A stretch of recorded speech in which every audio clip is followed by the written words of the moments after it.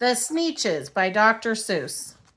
Now, the star-belly Sneetches had bellies with stars. The plain belly Sneetches had none upon theirs. Those stars weren't so big. They were really so small, you might think such a thing wouldn't matter at all.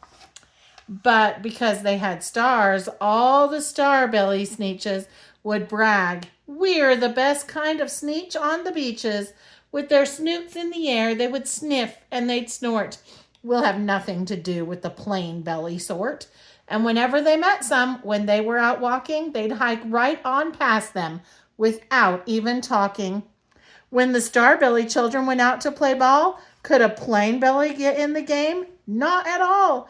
You only could play if your bellies had stars, and the plain belly children had none upon theirs. When the star-belly Sneetches had frankfurter roasts or picnics or parties or marshmallow toasts, they never invited the plain belly Sneetches. They left them out cold in the dark of the beaches. They kept them away, never let them come near, and that's how they treated them year after year. Then one day, it seems, while the plain belly Sneetches were moping and doping alone on the beaches, just sitting there wishing their bellies had stars, a stranger zipped up in the strangest of cars. "My friends," he announced in a voice clear and keen, "my name is Sylvester McMonkey McBean, and I've heard of your troubles. I've heard you're unhappy, but I can fix that. I'm the fix-it-up chappie.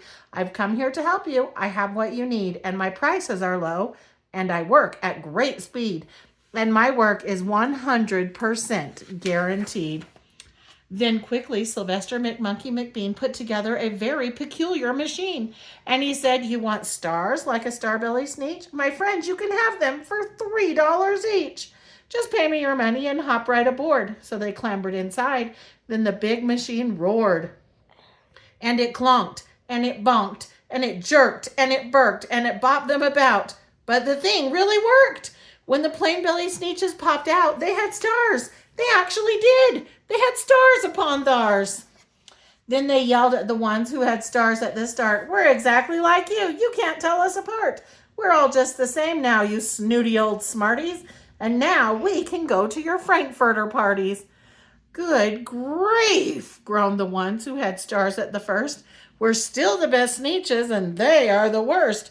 But now how in the world will we know," they all frowned, "if which kind is what, or the other way round?" Then up came McBean with a very sly wink, and he said, "Things are not quite as bad as you think. So you don't know who's who? That is perfectly true. But come with me, friends. Do you know what I'll do? I'll make you again the best Sneetches on beaches, and all it will cost you is $10 eaches." "Belly stars are no longer in style," said McBean. "What you need is a trip through my star-off machine. This wondrous contraption will take off your stars so you won't look like Sneetches who have them on theirs." And that handy machine, working very precisely, removed all the stars from their tummies quite nicely.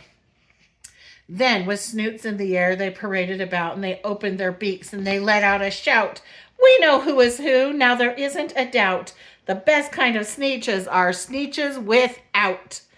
Then, of course, those with stars all got frightfully mad. To be wearing a star now was frightfully bad. Then, of course, old Sylvester McMonkey McBean invited them into his star-off machine. Then, of course, from then on, as you probably guess, things really got into a horrible mess. All the rest of that day on those wild screaming beaches, the fix-it-up chappie kept fixing up Sneetches. Off again, on again, in again, out again. Through the machines they raced round and about again, changing their stars every minute or two. They kept paying money. They kept running through until neither the plain nor the starbellies knew whether this one was that one, or that one was this one, or which one was what one, or what one was who. Then, when every last cent of their money was spent, the fix-it-up chappie packed up and he went. And he laughed as he drove in his car up the beach. They never will learn. No, you can't teach a Sneetch. But McBean was quite wrong. I'm quite happy to say that the Sneetches got really quite smart on that day. The day they decided that Sneetches are Sneetches and no kind of Sneetch is the best on the beaches. That day, all the Sneetches forgot about stars and whether they had one or not upon theirs.